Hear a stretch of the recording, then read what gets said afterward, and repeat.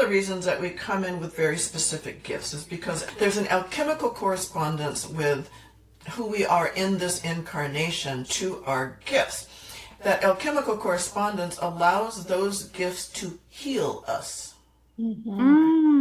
So our own gifts are part of who we are because it's within our alchemical makeup. We find those gifts, we're drawn to something. Those gifts, first and foremost, are to heal and reveal truth for us. And once we have that revelation, and once we begin to clear those things away and we become more aware, then we can begin to use those gifts and our experience with those gifts to help facilitate healing for other individuals in the world. Hello, everyone, and welcome. I'm Jennifer Blackard. And I'm Leonka Reyna. And this is the Haute Hustle Mystic Morning Show. Today we are talking with Phyllis Douglass. And from what I've seen, she is going to blow your mind in the angelic realms. Yeah. Very excited for this conversation. I wanted to start a little bit today. I have a little bit of morning brew with woo. I don't know how wooey it is, but last night we had our inner circle. It's called Mystique Society. And one of the things that came up was that people don't necessarily really work with themselves to create great habits. And I was listening to Growth Day this morning, as I always do, which is a part of my new morning routine. And is also part of the Mystique Society. And it's a part of the Mystique Society. We've worked out this collab so that it works really well with Mystique. Well, he was talking about tolerance. And at first I was like, okay, yes, what are we tolerating? But he started with, what are you tolerating about yourself? And he started with your habits, your fitness, your food. And I was like, okay, I think I'm pretty high performance here. But when he talked about it, I thought, you know what? This is something that I just want out there for people to put a little light on. So where are you tolerating your maybe lack of great food habits, lack of great exercise habits, lack of really taking care of yourself, lack of hydration, whatever your thing is, where are you tolerating yourself? And it's your choice to change. So it's just my little bit of reminder with Morning Brew with Woo. Woo! Woo! Thank you, Janet. Yeah, well, today I'm remote, everyone, because as life would have it, there's always sometimes things that happen. And my son called me yesterday. Well, the nurse did, and they were like, he has a fever. And I made him to go to school anyway. I didn't know that he had a fever. He just said his throat kind of hurt. Well, lo and behold, he came home and his heart rate was a little bit fast, and he still wasn't kind of bringing that fever down. And so I said, what do you want to do, a COVID test? And he's like, yeah. And he's like, Mom, I have COVID. And I'm like, what? So I am isolating as well since I was being mama and hanging out with them. But the show will go on. But today I wanted to share a little bit of mystic space weather news. Today we have 10 sunspots in decay. The solar disk is peppered with sunspots, 10 groups in total, and all are in decay, which is an interesting way of describing how they're actually kind of shrinking. This means that the chance of solar flares is low. So this will kind of give us a little bit of break from all those highs and lows that we've been feeling. And this should remain the same for the rest of the week. So enough with the crazy.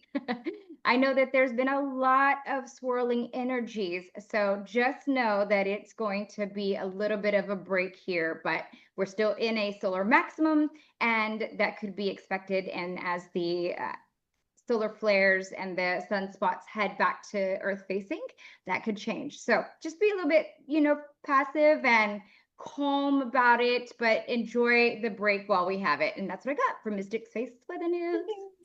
Thank you. I'm going to go ahead and bring Phyllis on, and we can get started here. I always feel a a little lost whenever I'm doing the remote thing, right? Like I feel like we're so easy to be in jive and hanging out, but I know. anyway. I feel like that's a little bit more like structured in a box instead of it being like, oh, we're free, let's laugh and play it. Okay. I You'll still know, do I that. know. But Phyllis, we wanted welcome. to, yes, yes. And I just want to say a couple words about Phyllis. Phyllis is Phyllis Douglass. She's known as the voice of an angel, embodied conduit working in union with eternal omnipresence through the Elohim, the celestial intelligence who guides and co-creates the unfolding of divine architecture. Also, she is also known as the architect. Her human embodiment serves as a vessel for pure divine transmission. Phyllis, welcome. No. We're It's always so weird to like listen to somebody talking about you. excited. I'm shy.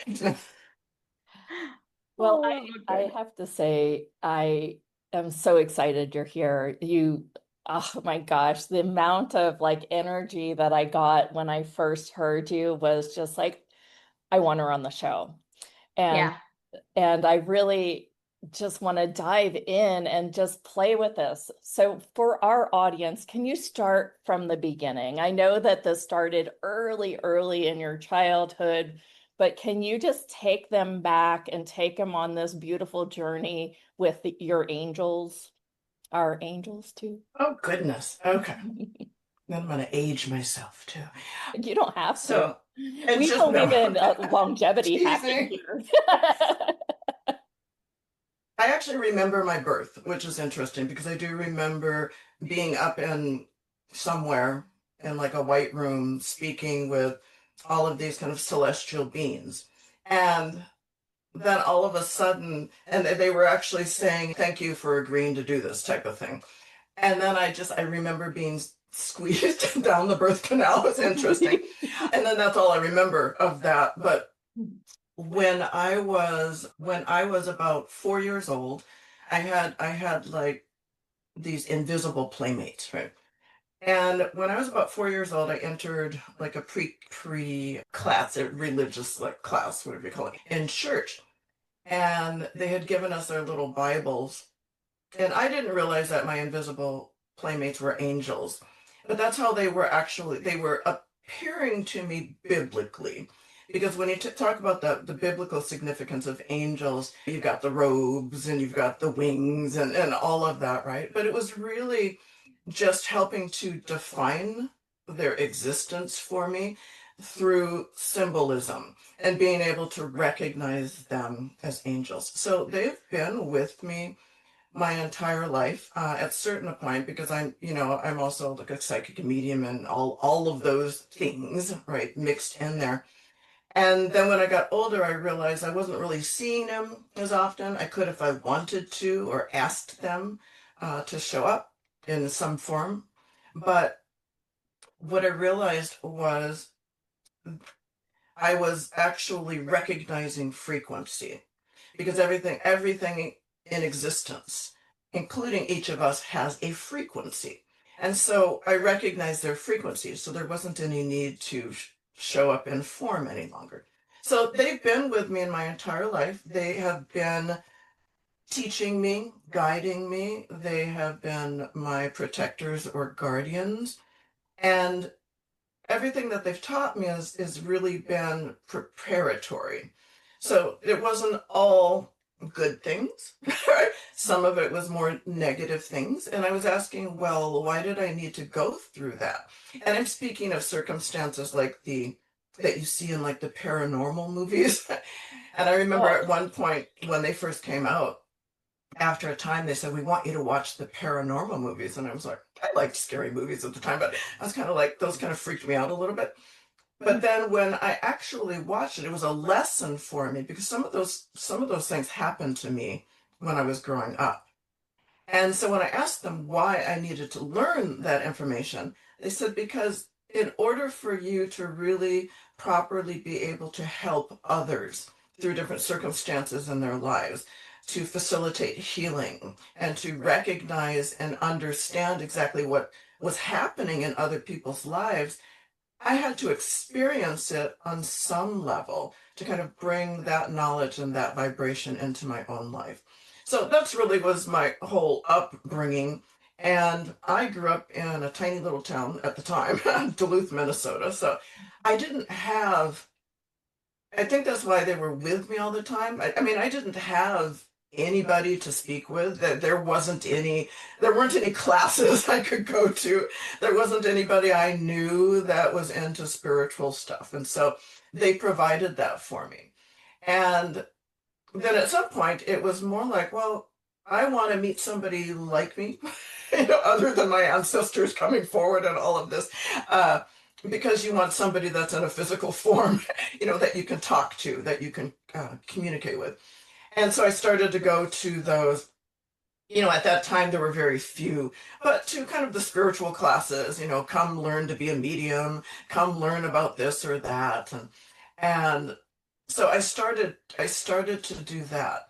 And the interesting thing from that though is I had a religious upbringing which I understood. I didn't like the way it was taught. I didn't like the information that was taught, but I was also guided that the information was truth. And so throughout my life, I was trying to figure out, but that's what they're saying, and it doesn't feel right to me. I know that that's not true. But if I were to read the Bible, which they actually made me do twice, uh, I told him I was going to skip the John begat whom and all that stuff because that was meaningless. But so I had to read through it twice. And each time I got to a certain point, they would tell me, okay, this is what that actually means. So, for example, when I got to like the 7 keys of Solomon, they're like, those are your 7 primary energy centers. And I started to recognize the stories and the mythology about each of those centers and what we go through in order to begin clearing away and opening up and revealing the truth of who we are. And so it was kind of those lessons. And what I've realized recently, like within the last couple of years, my religious upbringing has come full circle. And I'm kind of like, what do I do with that? Because my true nature is Seraph. And I don't mention that. And it's recent. They were like, okay, just come out with that. And I'm like, ooh, that's scary. But now they told me recede, because nobody needs to know that. But the reason that I mention that is that close proximity or that communion with what we call the eternal omnipresence, God, right, source, creator, is really, I mean, when you think about the Bible, there's mythology and all of that. There's stuff that was erased. There was stuff that was changed and altered, yes. But it still holds the bulk of the creation story. It still holds the bulk of information that I have come to know and have always understood as truth. And so the other day, just literally, I think it was like last week or the week before, I've been like, what am I here to do? We all go through that on a daily basis, right? Yes. But they've told me, and I've always gotten these little increments, and then finally it was like, you are here to, it's like, you are here to allow people to understand. I'm paraphrasing because I can't remember the full phrase. Oh, I remember. Okay. You are here to prove biblical truth. And I was kind of like, whoa, okay. That's a bit of an undertaking. Wow. And That seems a little heavy too, right? Did yeah, it and feel I'm kind heavy of for like, you? and so biblical truth, I had to when I first heard it, I'm like, yeah, that's a bit of an undertaking, and that's like, whoa, that's a bit heavy. When you look out into the world and you're like, how would I go about that? But when they speak of proving, biblical truth, they're talking about the fact that we are not, we identify as human, and so we define ourselves as human. and that is all we have. But that is not biblical truth. The biblical truth is that we are sparks of or individuations of the eternal omnipresence, God, having an experience within form. And our form is human. Our form does not define who we are in truth. The biblical truth is that we are the eternal omnipresence in physical form, here to experience a life. And when we understand that, and all of the different, when we talk about how we came down into form, through our oversoul, through our higher self, through and all of that, when we experience life in physical form, then we are sharing that information of truth in recognition of human life, right? And the process of awakening and the process of beginning to clear all of the things that are not in alignment with that truth. We're sending all of that information up to our oversoul and essentially into the all, right? Because it's all about experience. Yeah. Right. So let me ask this question, and maybe it's just a really big question that we all kind of hold. Why do you think that was needed?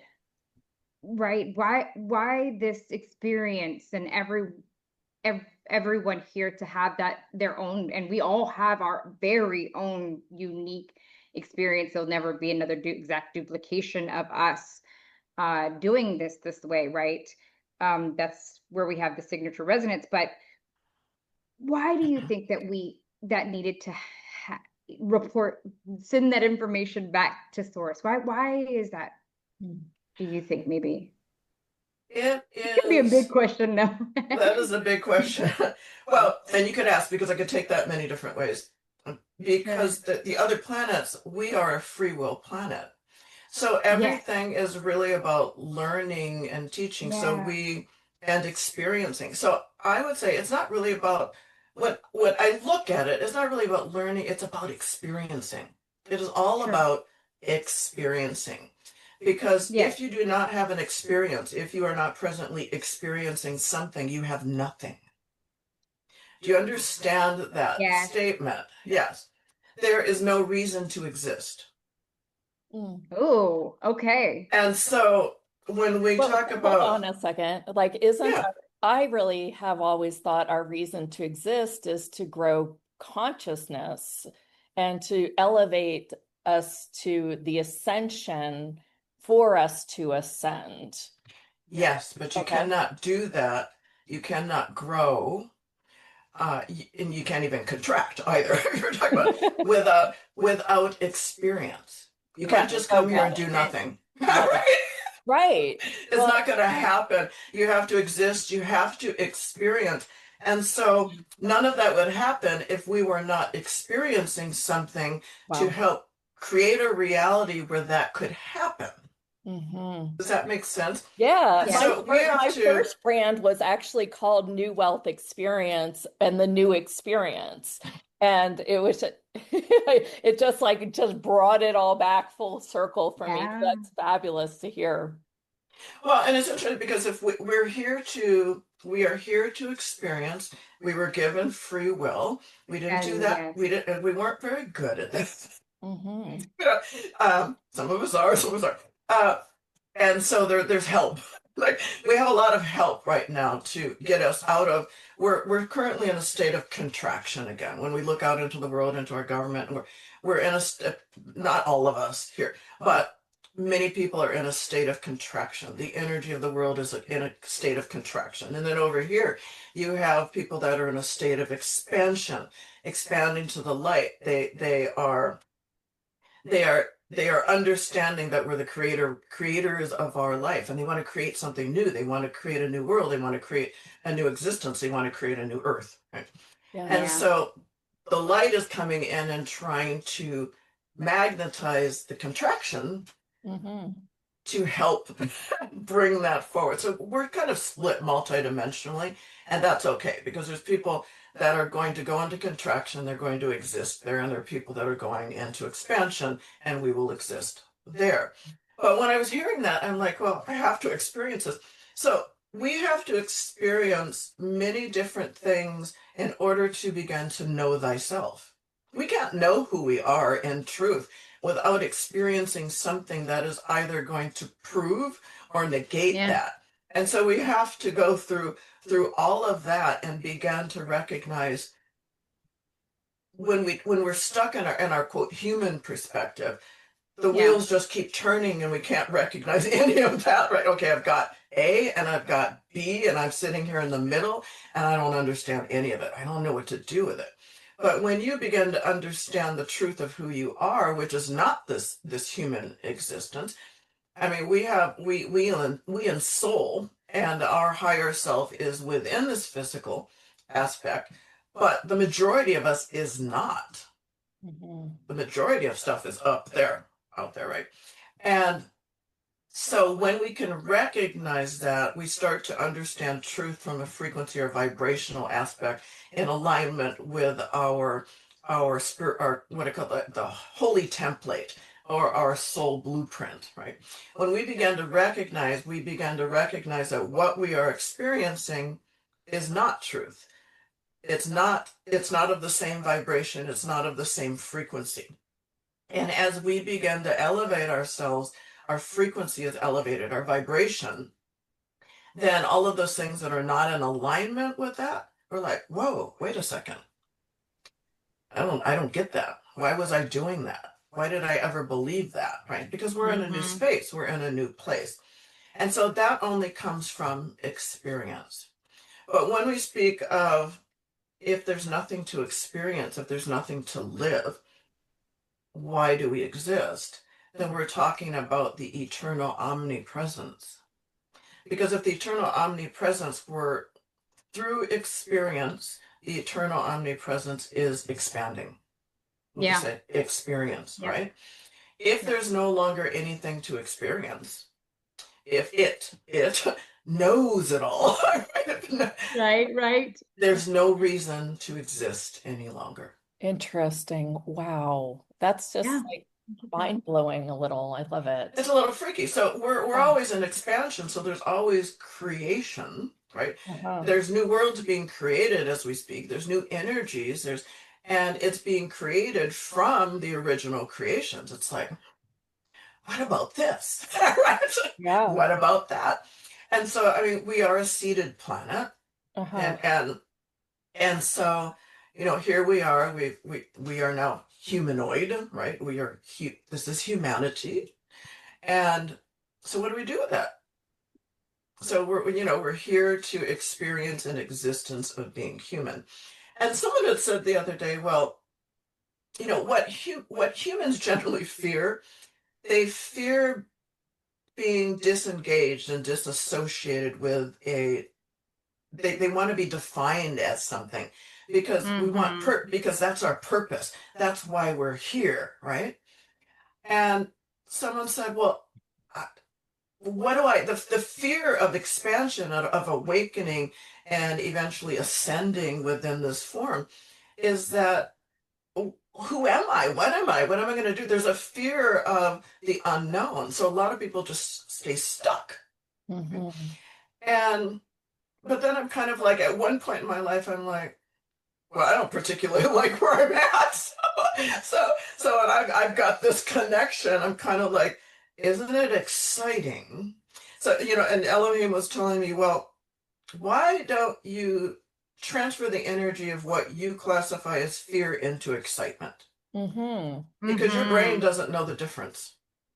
Wow. And so when I'm like, oh, I must be really excited, right? Absolutely. I am so excited to do that.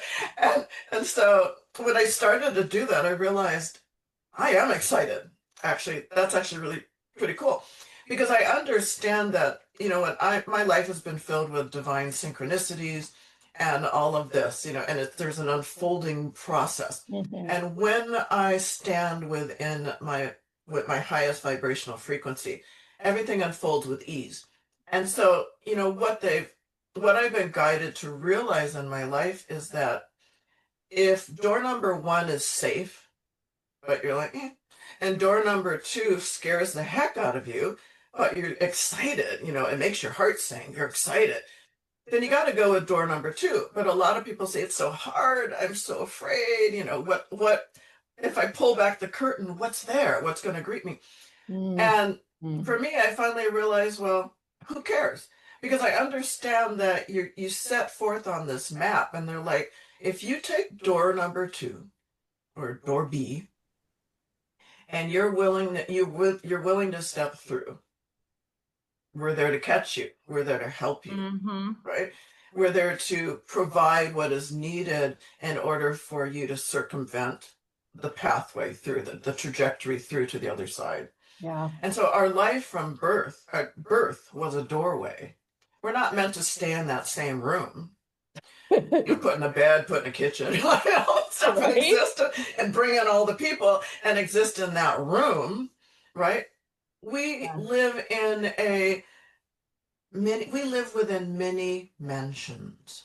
And that is biblical speak, right? The many mansions, and each room is an experience. Wow. Well, I'd rather live in an expanding, huge mansion on the beach with the waves crashing in and the birds singing.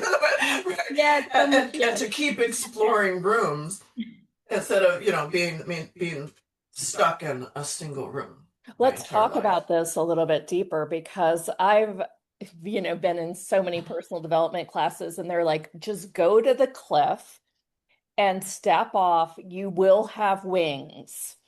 And that, and it was like, I was just so like, I just had so much, quote, fear of these unknown experiences so much in my life that I was like, well, I can go to the cliff, but let's just see if there's like a parachute just in case, was kind of the thing. And usually it was around something like hard work or money or some unknown, like I didn't know how well it would go. So I had these like, well, what if, and my what ifs would like literally fall off the cliff, right? So when those people are faced with a new opportunity, and they do get that excitement inside, and they are ready to see that they have wings, what are some of the things that you take people through to break through the energies that are keeping them feeling stuck or feeling like, I can't trust it, it's unfamiliar? I tell them to jump. Like quite literally. Okay. Quite literally. You're talking to someone who's been off many a cliff. And I used to feel that in the sense, but the more cliffs you jump off of, so in that analogy, the more you come to the realization that you're not going to die. We have that old limbic brain thing. We think every time we turn a corner, we're going to be eaten by a saber-toothed tiger, which in this reality is not true, but it's still there. Yeah. And so the key fear isn't about money, isn't about what people are going to think of us, isn't about what we think we're going to lose. It's because we think we're going to die. We die many deaths within this life. And so, our brain cannot interpret the fear versus anything we perceive in our lives with the fear of death. It's all death. Would you say that that's also like timeline leaping? Because, it almost seems like sometimes I'll come out of a meditation and I'm not even the same person. Is that kind of the same thing? No. Okay. And so what do you mean by death? Like, do you mean like really true? Physical death? We, in our human brain, the fear that comes. Yeah. Let me see if I can paraphrase this. So you're saying that, are you saying that for all the fears that I have, like let's say that I had a fear of public speaking and I finally got on the stage, my brain wants to equate that to death. Like the fear is always the death. Our brain and our ego, especially our ego, wants to equate it to death. Yeah. And I'm not necessarily talking, it's death. And what I'm saying is like physical death. It's like, I'm going to die, but you're really not. He doesn't say those words, but that's the charge, the energetic charge that it innately. It's the energetic charge. And so what I learned is that when I'm feeling fear, I jump off the cliff and say, I'm not going to die. And if I do, that will be a beautiful thing because I know there is no death.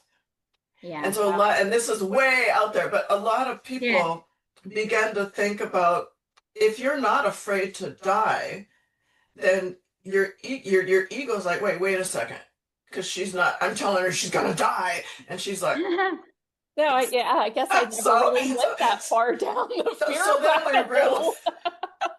but then we realize the fear is like something else. We have to say, okay, I'm not gonna die, obviously. So what Yeah. am I afraid of? It's not really death. What am I afraid of? And then you have to realize, well, I actually don't need to be afraid of anything.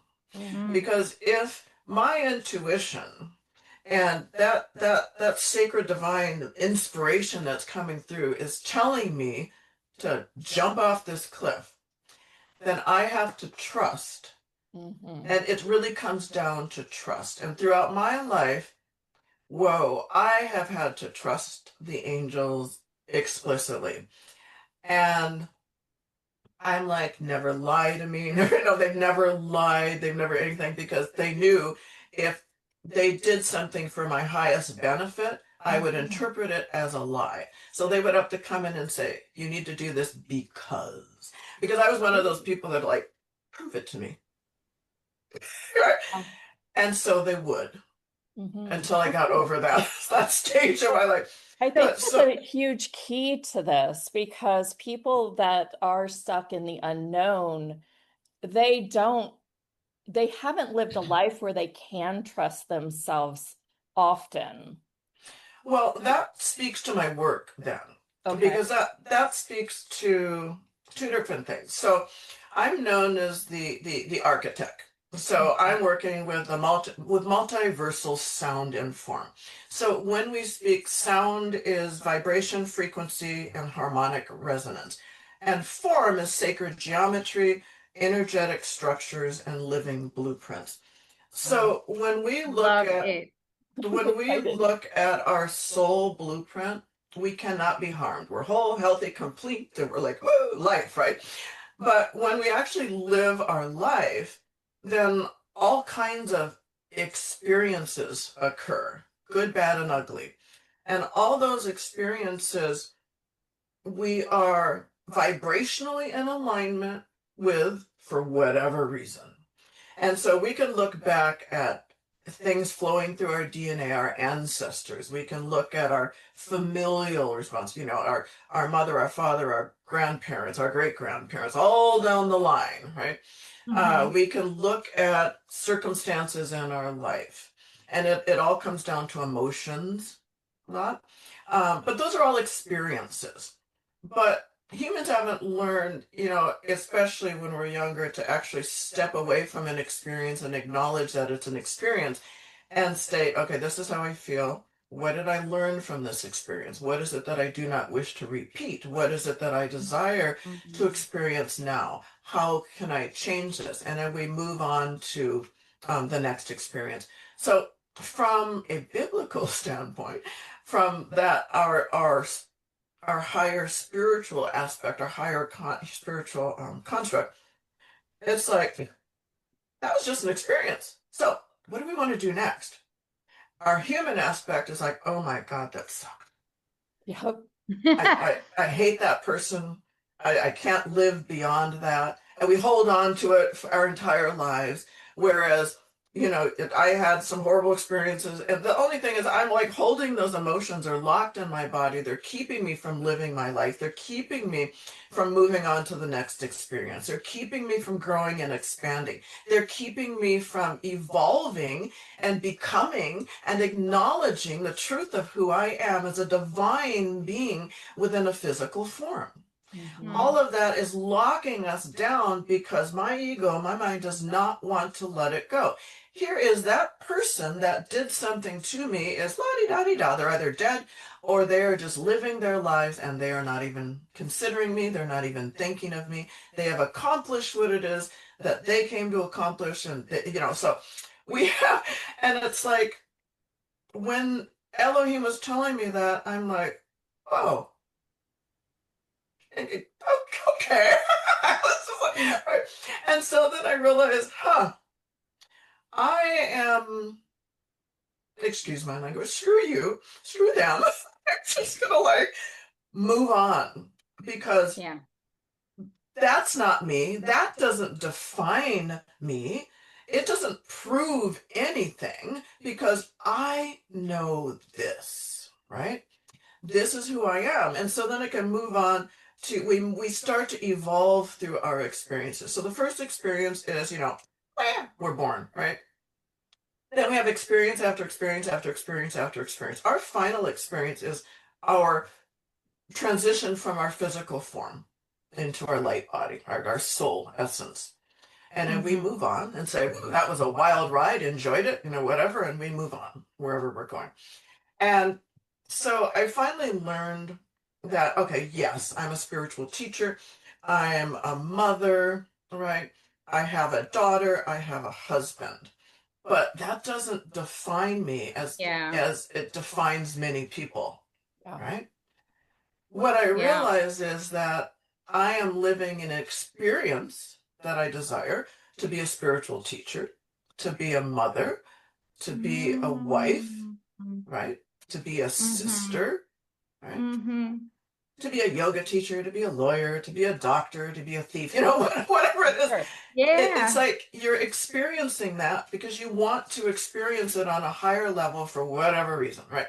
But when I realized that's not who I am, it doesn't define me. It's what I'm experiencing, it's what I desire to experience in this lifetime. Then you gain freedom, you gain flexibility, and you begin to gain your sovereignty because you're not locked in to something. Our government Mhm. desires to lock us into something. Our teachings through school, our parents, what they have taught, desire to lock us into something, a belief Mhm. system that Mhm. isn't ours necessarily. I mean, Yeah. there obviously are certain things that are true within our reality that we all agree upon, but we can buck the system. We don't have to be that. We don't have to do that. We do not have to believe that. We do not have to conform to that. We do not have to take that on. We don't have to own it, right? Unless Yeah. we want to, unless that's what we want to experience, or we decide that we want to experience that thing because it's just a good way to be a good human and to be able to positively communicate and live with other beings and to Yeah. honor them and to respect them and to live in equality. Yeah. So we adopt these certain ways of being Sure. in it in Had order to so many exist. calls on these identity and so you're Yeah, speaking our language here. I love it. Yeah. yeah. Absolutely. I One of the things that I would like to do is if we really like to be able to showcase your work and see how people can experience your, the uniqueness that you be, would it be advantageous for us to take a couple questions from the audience, or perhaps you could walk us through a group experience? I will take you through a group experience, but Awesome. what my seraph essence Elohim wants to say, and Jeanette, you asked me a question and I didn't fully answer it. Okay. So I answered it, but I'm not done. Okay. When I'm talking about being the architect, so when a client comes in, it's primarily women. Uh, I look at you through the perspective of sacred design. We all have a vibrational frequency that is who we are. We all have a soul blueprint, and that has a specific frequency. That's our soul frequency. Our human body has a specific frequency, human, Mhm. right? And we are a merging of the two. So when I look at someone, I see what I call the construct of your creation. I see your vibrational frequency soaring through an actual architectural structure Mm. matrix, a matrix, right? So we have grids all around us, and there's stuff, energy flowing through the grids. There's sacred geometric thing. There's harmonics. There's all of this. So I see that. I Yeah. sense that, and when I'm in a session, I'm guided to see, I see a holographic structure, and I can tune into where there's discordance, right? The frequency's not in the proper alignment. It is not properly attuned vibrationally with the truth of who you are. That simplifies everything. So would And that so usually come through with any disruption? It could be any disruption. any So dis-ease, I guess. yes. Okay. And so people around the distortions and the disturbances in your life and all of that, and emotions, the feelings, right? All of that.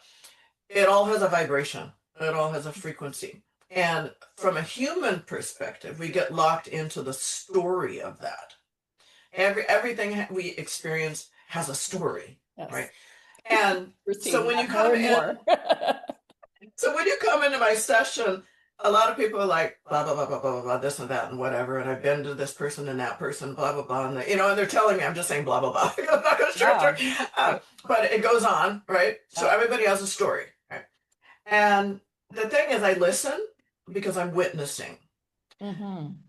But at the same time, from my perspective of the work I do, I'm not interested in the story because it doesn't make any difference. Yeah. You have identified with a story that's wrapped around and with whatever's that I see in your body.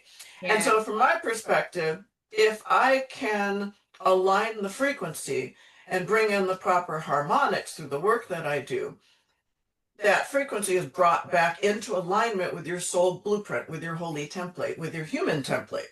Okay. Mm-hmm. For being Seraph, I know I have an owing of what the human template looks like from a God perspective. Yeah. And I also know what the soul blueprint looks like.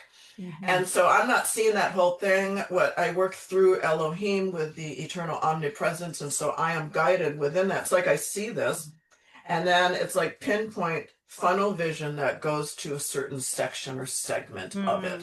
Mm-hmm. There I do my work, which brings it into harmonic alignment, right? It brings those frequencies through that grid or the matrix, and then all of a sudden I see perfection, alignment, the way it was originally supposed to be. So I'm not focused on the story. I'm just focused on what the story did to your frequency and your vibrational Now let me resonance. ask you this question. So Yeah. you can bring it back into alignment with frequency in that moment and in that session, but what happens when their head and their intention goes back to all the reference points of the story? Do they just then recreate the story, or parts of the story? Like it's not your responsibility, but I'm kind of curious, like how long can this stick? Go ahead, you're smiling. Sorry. Archangel Michael is down here, and he's like, all hell breaks loose. No, right? And that's kind of why I asked the question, because I was I get it. I get exactly why. Exactly what happens. So I work on bodies, and I will work on them, and they will be like jumping up and loose and everything, and it's like, I'm free. And then they'll come back and I'll hear their story again. And then they'll be like, can I do it again? And it's like, okay. Yeah, it's a question I ask. And this is one of the things, because I bring in your higher self. I'm speaking to the oversoul. So the question that I ask and people have to fill out is, basically it's alignment. Do you want to be here? Mm-hmm. So they're do you want to heal or transform your life? Yeah. Right. Do you why? Why are you here? I always ask that when someone comes in, and I do everything online, but I say, okay, I'm so happy to meet you. Why are you here? Mm-hmm. And they'll tell me, because I bring them into alignment with their why, first of all. Wow. Great. And so when you acknowledge that, it's connecting you to higher self, oversoul that knows why you're here. You just your vibration starts to elevate. Mm-hmm. And so there's a lot of things that comes into play when you're speaking of desire. Do you really want to let go of it? Well, just stating, people are like, well, obviously, nobody's ever said that. But people usually go, yeah. Of course, something drew me to you. Something drew me to pay for this session. I'm here, and then they realize they sink into that like, wow, yeah, I'm ready. So they acknowledge that they're ready. So frequency wise, this is what happens. So when I alter someone's frequency, they're altered. It doesn't go back, right? And so to speak. And what happens when, as Archangel Michael so gracefully said, all hell breaks loose. What he's speaking of is that you are no longer a match for the environment and the life you've been living. Mm-hmm. Some things you might be, but you're no longer a match because your frequency has been elevated in a sense. It's been put into alignment. So then people go back into life and they look at their boyfriend or their spouse or their partner or their husband and they're like, ew. Okay, that's quite funny. Yeah. Or they This go is to real. work. Or they go to work and they're like, God, I hate my job. Mm-hmm. Why am I here? It's just really about recognition. And that's where the challenge comes in, right? For them. It's if you recognize these things, what are you gonna do about it? Most people will come back and say, I had this client, and I was like, I haven't heard from her. I even sent out a notification. You wonder sometimes what happened. Yeah. God, it was like 8 months, I think, because it was just like a few weeks ago. She came back another session. It was long enough for me, like, I think I recognize you, that type of thing. Right. She comes back, you changed my life. Oh my God, it was extraordinary. The moment I got out, everything started to change. My life turned around. I left my husband. I got a divorce. I have this. I left my job. I mean, it was like she's going on about this. She was glowing, and I'm thinking, thank you. Because I don't often see what's happened to people afterwards. Yeah. Unless some people come back for another session or something and say, oh, that was a wonderful shift. I'm ready for the next one. Right. So that was wonderful because you have to be willing. If you're here and you do a session, then I understand that you're willing to transform. You're willing to make a change. So I tell you, when you step out of the session, you're going to begin to see, it's not going to be like bam right in your face necessarily, but it's over time. Yeah. That things start to change and you start to realize that aspects of your life are not in alignment with who it is that you are. And you start to think, why on earth did I ever do that? Why did I ever engage with that? And then you begin to open up and seek new, beautiful things that are in alignment because you are a vibrational magnet. So the future does not exist. The future is unlimited potentiality. So I always tell people, stop broadcasting into the future. It doesn't exist. The only thing and the past doesn't either. The only thing that exists right now is this present moment now as you sit before me. Right. And so who are you going to be in this moment? What are you going to do to begin to magnetize the future you desire into this moment? And it can be this big of a change and it can be this big of a change, right? You can take it bite-sized pieces. It doesn't matter because anything that you do, if you just drive to work on a different road, a different direction, you've changed your frequency. Your brain, our brain maps our lives. And then all of a sudden it's like, oh, wait, what is this? Right? And so when you start to do different things, when you start to bring in different energies, when you start to explore and actually engage with the outcome of your exploration, you begin to change your life through vibrational frequency. You begin to magnetize something different in the present moment right away, in that second. So think about the power that you have by just having a different thought. Yep. Yeah. Spending time learning, reading a new book, doing something different than everything that you always do. Yeah, maybe not hating your mother, just realizing, she's living the life she was meant to live. She's experiencing what she was meant to experience. She did the best she could. Yeah. I love her. I love her for being human. Why would I hate her? Because here I am experiencing my own life. Yeah. So, yeah. Thank you, Mother, for bringing me in to this lifetime. I love you dearly for that. They may be the worst person in the world, but it doesn't mean you can't love them for what it is that they brought to you in a Yeah. positive way. Right? Yeah. Well, that's just an instance, but that changes your vibration right away. Mm-hmm. It's like, whoa, whew, I can move on. Right. My mother's here. Shouldn't have anything to do with me though. No, she was not a terrible person. She was a great mother. But yeah. Oh. She just said, I love who you've become. And that's beautiful. Oh. Thank you. Oh. So, but you can see how powerful you are in just in this second Mm-hmm. to make a change your frequency. Mm-hmm. Right? And Absolutely. that's really the truth that I bring to people. And they're like, wow. I mean, that's powerful because if you're thinking about, I'm not human, I am God. I'm an individuation of God within physical form. Mm-hmm. I can create anything I want. So why the heck am I not doing that? Right? Why am I trying to conform to something that's already been created? Or just take itty bitty steps instead of really taking that full leap. Yeah. Yeah. Yeah. One of the last thing, biblically speaking, that was brought into my life, every training program I ever went to, spiritual, energetic, had a component of protection. So I was always into protecting myself when, going into a session and all of this. And long story short, a lot happened. But in a meditation, Jesus came to me and said, I'm here to teach you to be radiant. And what does that mean? Right. They go, you are a radiant being, but you're encapsulating it because you feel like you have the need to be protected from the external world, everything within the external world. But what's happening is you are diminishing the truth of who you are. If you are radiant, the external world bounces off, basically, because you are expressing a higher vibration than what it is that you feared. Right? So he taught me to be radiant, and he said, here.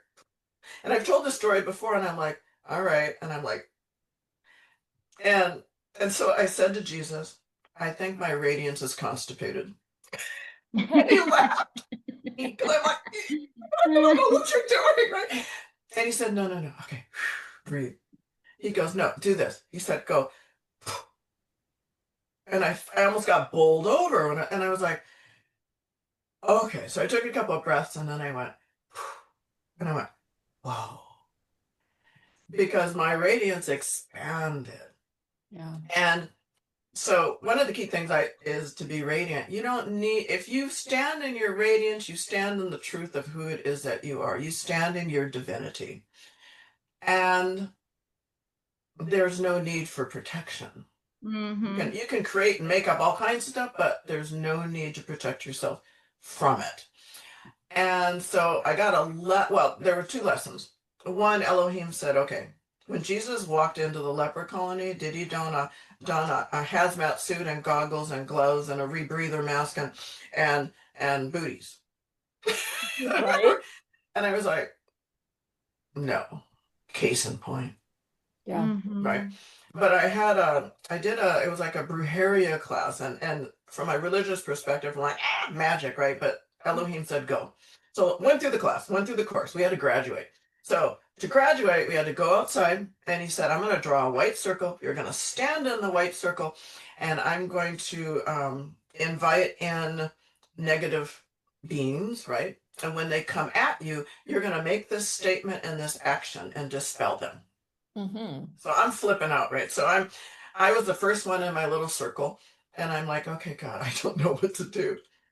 And all I heard was, Phyllis, be who you are. So I stood up to the light language, and I went, yep. And then I stood there. And so all of a sudden, everyone's like doing the word and the action and all of this, and my teacher's walking with his assistant. They stopped and they were staring at me. And he shook his head. And so here's me. What did I do wrong? Right? That was the thing. So we get in afterwards, and he said, does anyone have anything to share? And I was like, and he said, Phyllis. And I told him, I said, I don't know what I did wrong. I mean, nothing. I literally said, I don't know what I did wrong. I didn't feel any negative entities. I didn't get an opportunity to do what the assignment. He's looking at me like, Phyllis, you above all people did everything right. He goes, do you remember when I was standing over there? He said, you had cast your sphere so far that I was on the boundary of it. And unfortunately, everyone that was within your sphere did not get the experience they signed up for either.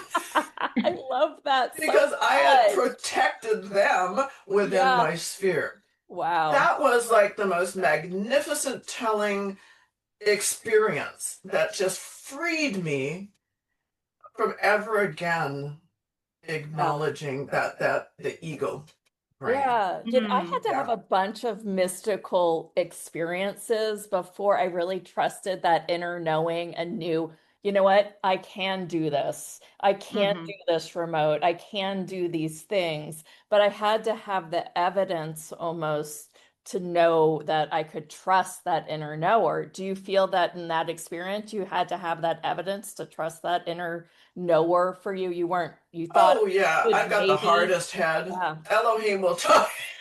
We're so hard. Right. I do because too. I've had to endure so many things in my life, and I'm like, okay, I hear what you're saying. Yeah. Even to the point where I feel what you're saying, but prove it to me. Because if you can prove it to me, I will take that step. And so now I don't have to, they're not into proving anything because I believe. But, you know, when I was younger and coming up and all these things were happening, I didn't, though I trusted them, I didn't necessarily trust the experiences that they were bringing to me. Yeah. I'm from Missouri, so it's a show me state. And I pretty much grew up being that girl that it was like, well, show me. I won't believe it until you show me. And now I'm like just the opposite because I'm like, nope, hook, line, sinker. Yeah, I got kicked out of Sunday school for that too. I was sure that's yeah. I was asking all these questions because they're telling me all this stuff about God, and I'm like, maybe I don't know exactly what it is, but I know what you're saying isn't true. So I would ask all these questions, and finally they went to my parents and they said that I was no longer, I was no longer, go to big people church. She just asked too many questions and she's being disruptive to the teachings. And my mother's like, disruptive to the teachings. Right? So then I went to big people church. I had a problem with that too, but I didn't have anyone to ask the questions. But yeah. So it was good. Oh, good. Okay. Oh my goodness. Wow. So I'm so glad you're coming back during our summit on the week of August 25th, because we have miles to go with you. And I really want to dive into, it's funny. I actually yesterday had a pre-call with somebody that has studied in university about sacred geometry and sounds and things. And in the call, you kind of got a glimpse.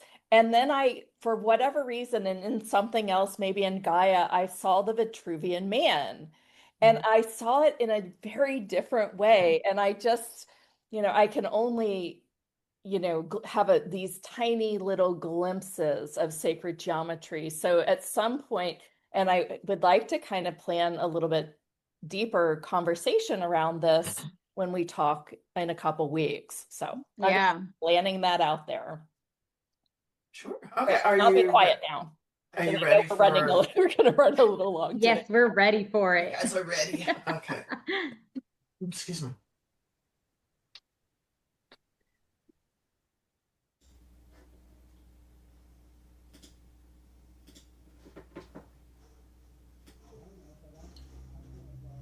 Can you hear that? I don't think I can. I can. You can? Okay. Yes, now I can. That's just the underlying energy. There we go. So I would then relax back and close your eyes. And begin by taking a few deep breaths in and out. Feeling how the inward breath affects your body. Feeling the motion the movement expression as the belly and the lungs expand, lifting the chest.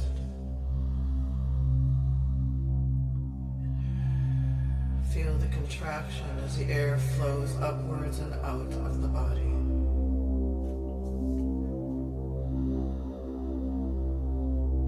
Allow the weight of the day and the weight of your thoughts to melt away.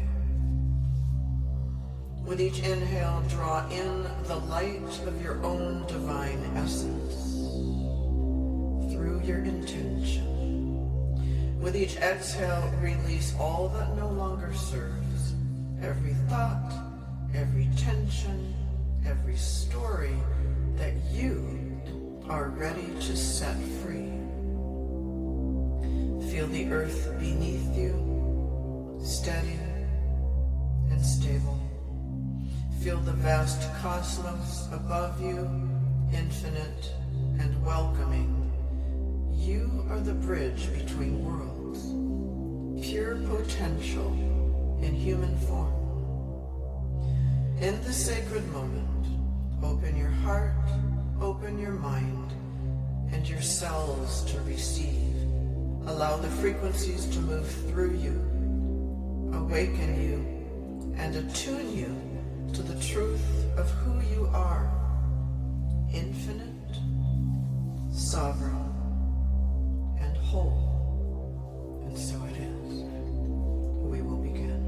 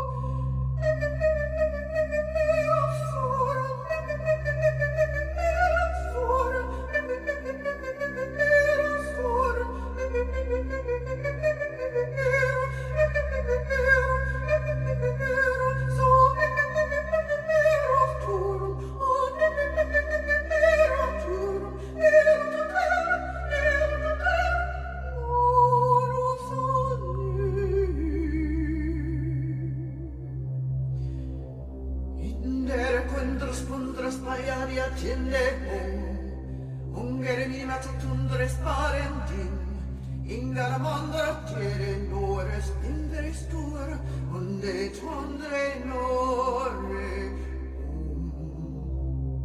Endere vengandre spiriantur, otore pire stonde ton.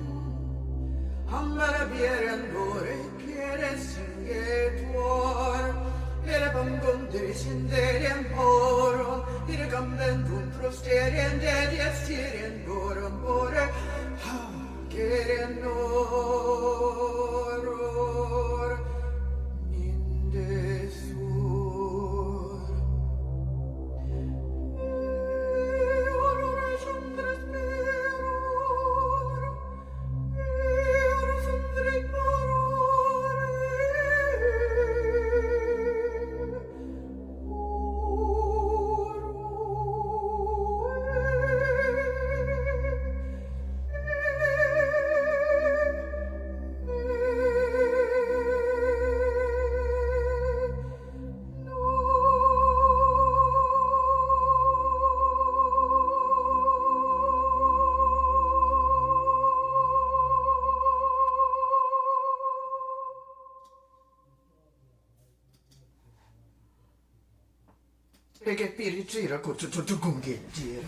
We are complete. Well, I'd love to hear some of the responses on the chat. Wow. Oh, we have had a lot of activations. Very few I physically feel in that way. Yeah. Beautiful. Yeah. I'm all quiet.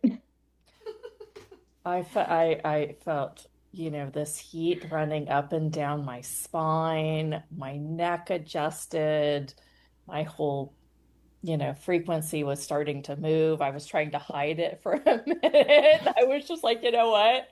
I don't know that I even should or can.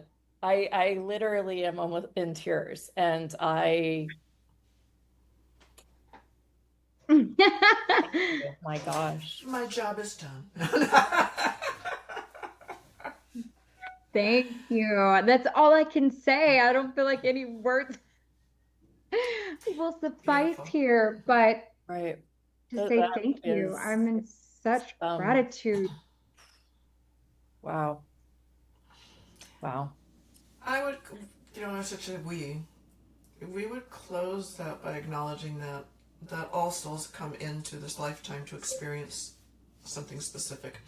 We also have our soul groups, our soul families that come in with us to ensure that throughout our lives we do get an opportunity to experience what we came to experience. Mm-hmm. So your mother, brother, uncle, spouse, teacher, someone who serves on, they're here often to help you experience within this classroom, so to speak, to learn what it is you desired to learn. But we all come in with specific gifts. And a lot of people don't acknowledge, often they don't acknowledge their gifts. They just know that they might be good with people. They know that maybe people gravitate towards them and tell them their story. They may know that they're good at, energetically doing things. One of the reasons that we come in with very specific gifts is because there's an alchemical correspondence with who we are in this incarnation to our gifts. That alchemical correspondence allows those gifts to heal us. Mm. So our own gifts are part of who we are because it's within our alchemical makeup. So if we find those gifts, we're drawn to something, those gifts first and foremost are to heal and reveal right? Truth for us. And once we have that revelation, and once we begin to clear those things away and we become more aware, then we can begin to use those gifts and our experience with those gifts to help facilitate healing for other individuals in the world. Does that make sense? Yes, it does to me. So when you go, let's say you go to take a Reiki class, or I'm just pick on Reiki, I'm not picking on it, but that's meant to be a key to the next doorway. Mm-hmm. It's not meant to be a key to step in and unlock the room, right? So when we're drawn to, say, Reiki or anything else, there is something within us that says, whatever I learn in Reiki, whatever I learn in that experience is in alignment with the truth of who I am and why I came into this incarnation. So Reiki might be, for me, what it was when I stepped in. Taking a Reiki class was really about opening up the nadis in my hands and in the expression of energy. Yeah. And then soon afterwards, it was gone. I'm like, I don't know, it's like on to the next thing. Yeah. So a lot of those are keys to open you up and to open up the expression and development of your specific gifts. It's kind of funny with you saying that, because I'm thinking throughout my seeking journey here, I kind of have these moments where I'm obsessed with a person, a speaker, a message even. And, and I will, sometimes it's a person that has a teaching that I just must know. And then when it gets so that I know it pretty well, then it just kind of, I have no interest in them almost.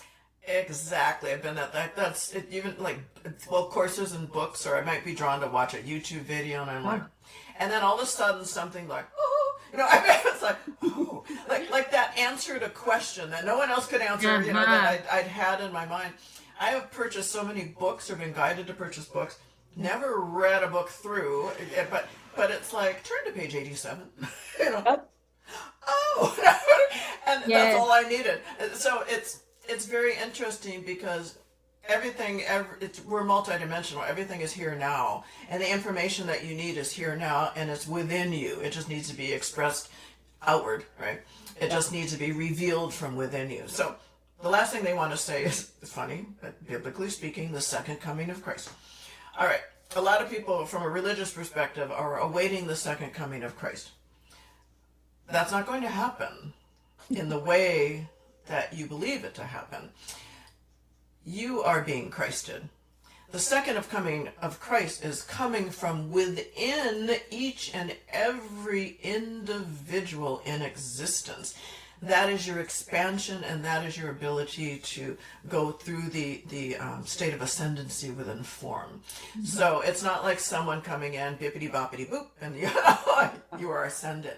We each ascend through this physical body, through our acknowledgement and recognition that we are divine. Mm-hmm. And so the second coming of that Christ is called what they call the Christing, the receipt of the halo as you ascend, which is actually more descension, if you want to anchoring it.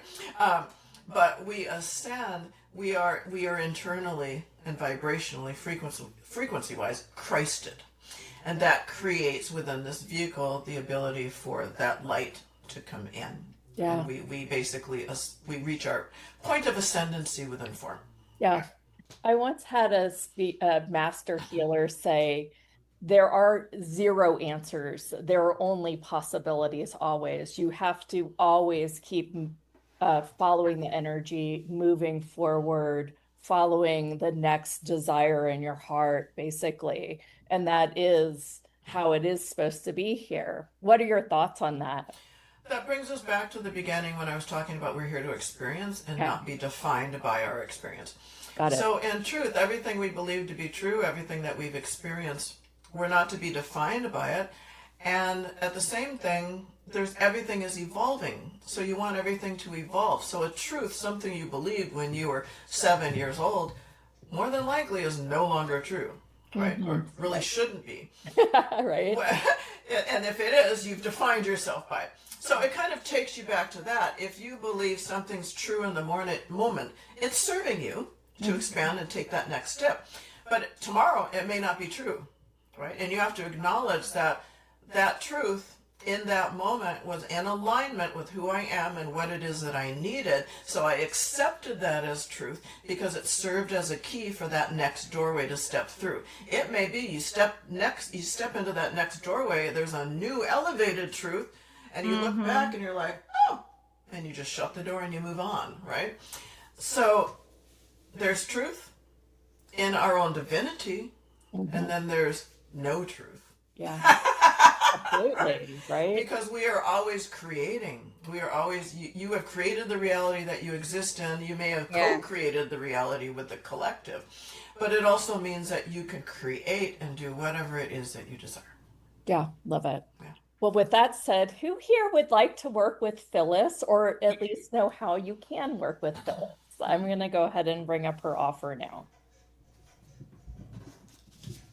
While she's doing that, I wanted to find out how you move from one, let's say you're doing Reiki and you feel like, okay, I'm no longer just being here with the Reiki. Do you ask questions around what's next? How do you kind of explore how you find and go into what is available for you? And how do we, try to just give a little bit of example of how we do that? Yeah. So when I went into Reiki, I went into the Reiki level 1. I learned it. I had fire in my hands at that point. And we got the technique, we went away. Reiki 2 was supposed to be the following week. So I went away and I'm like, woo, activated my Reiki, and then all of a sudden I was like, woo, I did all this stuff. Because what it did was it opened up a door within me that has nothing to do with Reiki, right? Yeah. And so when I went back to Reiki 2, she said, well, what did everyone experience? And I said, oh my God, I started doing Reiki on a friend, and then all this stuff started to happen. Oh my, it was magnificent. I'm explaining. And she just looked at me deadpan, and she said, you're not supposed to be doing that. And that happened all through my Reiki experience. But all of a sudden it was like, at that time, I didn't know to be radiant. I just went, I closed up. I'm like, what? And all of a sudden, I feared the opening. So, what the recognition that you have is when you are doing something someone else taught you in the way that they taught you to do it.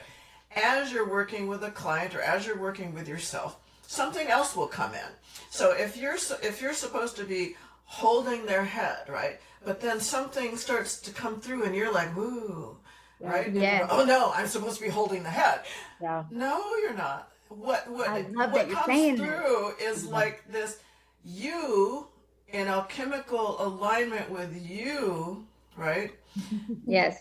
You need to do this because you can, right? And now feel that, feel the power in that, feel what's happening, right? So I had to learn to do that, and I've had teachers say, you're not supposed to do that. You're not doing my technique. You're not supposed to. You're not supposed to do their technique, which is why a lot of people don't.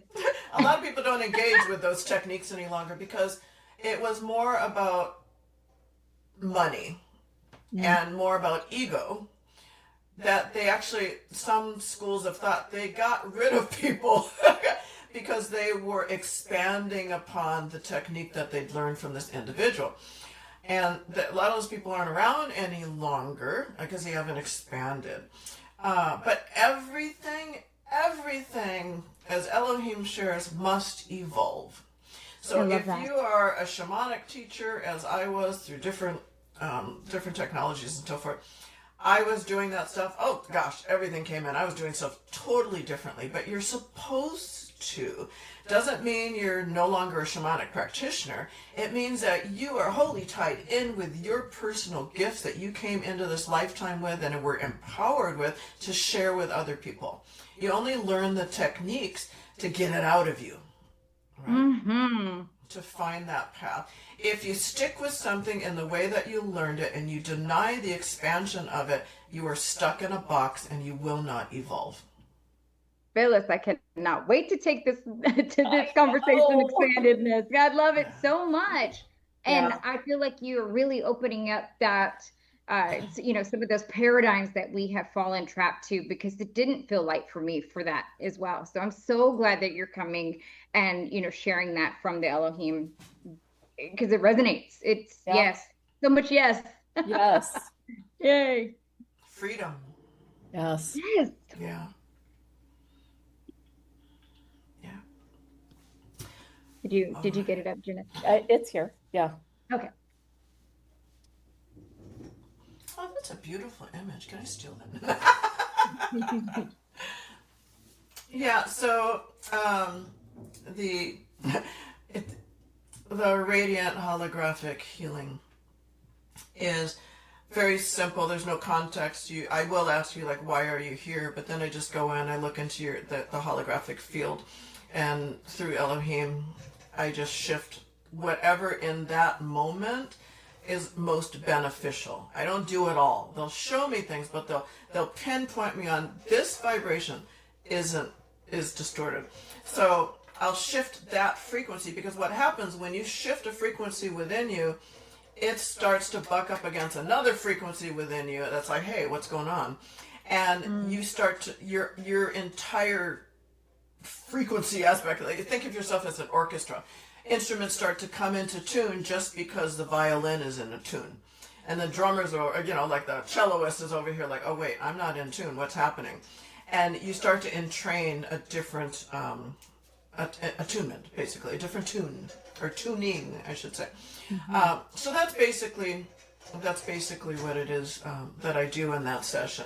So you might come in and say, I have this certain thing. I had a woman that came in that was having a challenge, like, with her eye. So sometimes, well, not sometimes, all the time, I'm working somewhere else, and then I'll go to the eye. Or I might work partially on the eye and I'm doing something else, because we're a gridding system. If you have a challenge with your eye, it's not just the eye. The frequency of the eye is diminished or what have you. It's not in alignment, but that also starts to affect other aspects of who it is that you are, right? And so we're kind of working through that. We work in a unified way. Not like you'd go to physical therapy, my shoulder hurts, and they just work on your shoulder and they say goodbye. That doesn't necessarily help everything, right? Because your shoulder is attached to the rest of your body. So we work in that unified way, understanding that the challenges that you have will be is generally in a spot, but it also, it radiates outwards to other aspects of who you are.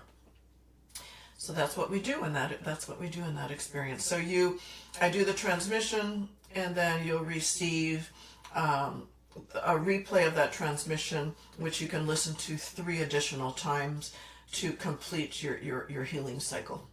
Wow. Yeah. The testimonials on here are just out of this world. Words are no match for capturing my experience. The other one up here is, I am unable to describe what I just experienced in words. That's what I said. I mean, yeah, right? I was like, the words aren't going to do it justice. No, So no. thank you. Yeah. Yeah. I can see that.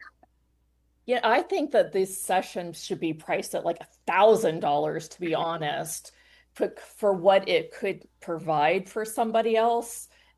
And I've never said that before on a call. So let's just, yeah. I get that. I've taken like business mind, masterminds and things like that. And they're like, you could be making all this money. You could be doing this. You could have, I'm not here to do that. Yeah, I'm here to have monetary reciprocity so I can live and do things, right? Sure. But I'm not here to get rich in that sense. Yeah. And I guess if I had more clients, I could do it, but if there whatever, from the shows and more clients come in. But actually they dismissed me from, it was called I was in this thing and they actually dismissed me because I was really bucking the system, because I said, nah, that's not in alignment. I can't do that. Mm-hmm. They're like, you'll never make money. You'll never. And I was like, I'm doing fine. Yeah. and it was just kind of like, and then they were mad at me and they said, we can't help you if you're unwilling, because they were telling me to totally disregard and stop doing everything I was doing and to begin to monetize what I already have. Well, a a lot of people in this world have a lot of conclusions about how other people should live their life. They really do. I mean, it's just like, okay, no, this is my life. This is my choice. Get your little conclusionary mind out of my world. A lot of that becomes encapsulated in a monetary system that's been set up. Mm-hmm. And I'm going to say something totally contradictory. You aren't helping people long term. You really aren't helping people by doing that. And you're not helping people by making it so hard for people to be able to benefit from what it is that you're sharing. Because you're not here to make money, you are here to share gifts that will change someone and allow them to grow and evolve and expand. Because we don't change a world, I can't change a world by myself. It's a without co-creation. anybody even being able to Right. work with you at all. It doesn't help me Right. to change my world. Right? I got my world has been changed, but you know what I'm saying? Yes. It's like, Yes. you We change need your a world lot, so that lot you can more change. Yes, Mhm. exactly. Yes. Yes. So I got dismissed, and here I am, and I'm happy. Right. Well, I Just think the being point me. we're Yeah. making is that you definitely, the value is so Of beautiful baking. there. And thank you so much for even offering to do the session for us. It's special that she did for our audience today as well. So if you feel guided to have an amazing session, please do choose it while we can. How long do these sessions usually go? About 45 minutes. Okay, fabulous. Wow. Yeah, I usually do a little bit of an intake, asking why are you here? Sure. What's going on in your life, and then we go on. So generally, it's around the transmission is around 20 minutes, Yeah. maybe a little bit less, because you have to listen to it 3 more times, and then you're going to sit there for an hour. But yeah, Right. but that's all you need because it's prescriptive, and they Yep. just tie it up in a nice little knot, and like, here you go. Yeah. So, If you're looking for the link and you're listening to us only, go to hautehustle.com/Phyllis, and that's spelled with 2 L's. And Haute is Haute. So again, it's www.hautehustle.com/Phyllis to get this unique session. Tiffany says, I can't even imagine how fuzzy I'd be with 20 minutes of what I just experienced! Exclamation marks times 4. Like dynamite, very powerful in a small package. So much gratitude for today. I agree. I completely agree. You're Thank you. welcome. Thank you. Thank you. I mean, I receive as well. It's just such great beauty and resonance when I get to meet before a community or people and to share what it is that I share, because I wouldn't be me if I wasn't able to do that either, and I wouldn't be receiving in life what I came to receive if I wasn't able to do this type of thing either. So I always receive, and I always am in a state of learning, Love and it. evolving as well. Thank you, Phyllis. Thank you so much. It was really an Thank honor you. for you to be here. This was a great deal of fun. Well, Well, we look see you forward again to it soon. next I'm so time. excited. I will have other notes, especially in the land of architecture and sacred geometry, because I would like to dive a little bit more in. I know it's life-changing with just the frequency, but I think I'd like to receive a little Well, more. sacred geometry is frequency. Yep. Well, then we can talk about that. I could That's start right. the conversation just that way. To be continued. Well, Thank we'll you. let you enjoy the rest of your day. Thank you so much. Thank you, everyone. Thank you. Thank you. Just hang around, just a couple questions here, a couple announcements and questions for you. One of the things I want to remind you on, if you are listening on YouTube, please like, subscribe, and hit the bell so you will get notifications about our next show. We meet live every Tuesday and Thursday at 9 a.m. Pacific time. And we have a summit coming up. So I hope you mark your calendar. It's August 25th It's August through 25th through the 29th. Yes, we'll have 3 speakers a day beginning at 11 a.m. Central. So that's 9 a.m. Pacific. So be sure to come or join us on the replay. Every single day we'll have the replays out for all of the different speakers. And you'll also find Phyllis with our To Be Continued as well as one of the speakers. And we're really excited about all the different speakers that we have. Jennifer, tell them about our live event. Yep, we've got a live event coming up November 7th, 8th, and 9th. And we believe we've got a really cool guest coming that's going to do some sound baths and some frequency work. She will be on the show in September.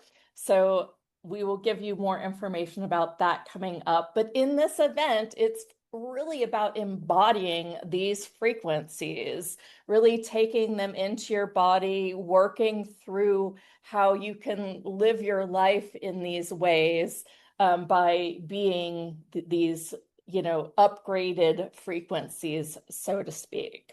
So it will be a hands-on kind of thing. It's a small, intimate group. You can learn more at hautehustle.com/early bird, but the early bird is soon ending. It's going to fly away and tweet off to our regular price points. So look for that at hautehustle.com/early bird.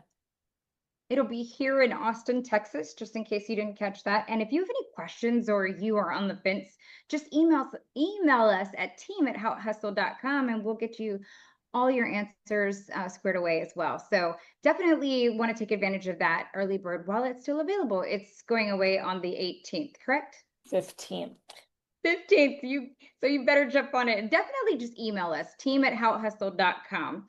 Also, if you're not subscribed to our newsletter, be sure to subscribe because that's where we give away all the speaker gifts and we tell you about all the different things that we're doing. Plus, you get to find out who we have on the show next.